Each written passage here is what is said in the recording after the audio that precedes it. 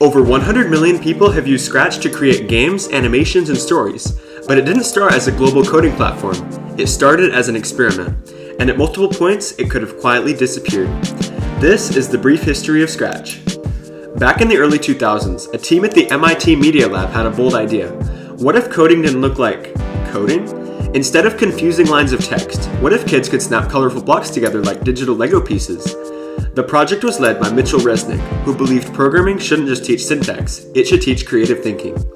In 2007, Scratch 1.0 officially launched. It was downloadable software, you built projects offline, but if you wanted to share them, you had to upload them manually. It was simple, but it worked. Kids who had never written a line of code were suddenly making platformers, animations, and music projects. Still, at this stage, Scratch wasn't guaranteed success. It was a research project. If schools didn't adopt it, if kids didn't care, it could have stayed small. But something unexpected happened. The community grew. Fast. The real magic of Scratch wasn't just the blocks, it was the sharing. Kids weren't just coding, they were remixing each other's projects. They were learning by copying, tweaking, and improving. That collaborative culture became Scratch's secret weapon. But the original version had limits.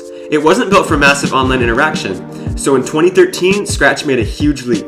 They released Scratch 2.0. For the first time, Scratch ran directly in your browser. No download required. This was massive. Suddenly, classrooms didn't need installations. Students could log in anywhere, and sharing became seamless. The user base exploded. But this upgrade came with a hidden risk. Scratch 2.0 was built on Flash, and Flash was slowly dying. When Adobe announced that Flash would be discontinued, it created a serious problem. If Scratch stayed on Flash, it would stop working.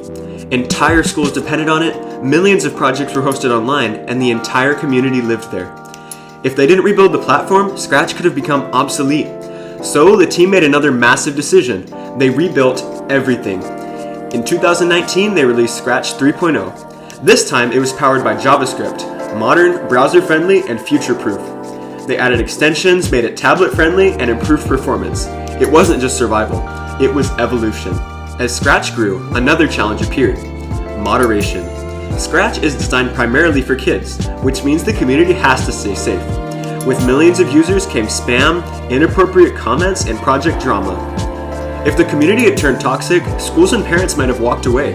Instead, Scratch doubled down on moderation tools, reporting systems, and community guidelines. They protected the culture that made it successful in the first place. That decision probably mattered more than any technical update. Today, Scratch is used worldwide. Students learn programming logic, teachers use it to introduce computer science, and creators build surprisingly complex games and animations. It's available in dozens of languages, and it continues to evolve.